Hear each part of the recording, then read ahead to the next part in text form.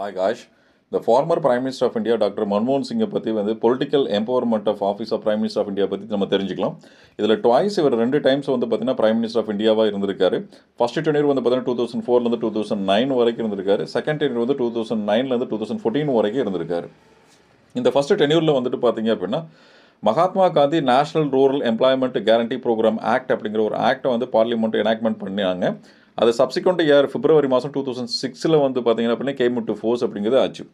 இந்த திட்டத்துப்படி வந்து பார்த்தீங்கன்னா கிராமத்தில் இருக்கக்கூடிய வந்து பார்த்தீங்கன்னா ஒவ்வொரு குடும்பத்திலும் ஒரு நபருக்கு குறைந்தபட்சம் வந்து பார்த்தீங்கன்னா 100 நாள் வேலை வாய்ப்பு அப்படிங்கிறது வந்து பார்த்தீங்கன்னா தற்பொழுது வரை வந்து பார்த்தீங்கன்னா உலகளாவியில் சிறந்த திட்டமாக இந்தியா முழுவதுக்கும் நடைமுறைப்படுத்தப்பட்டிருக்கு.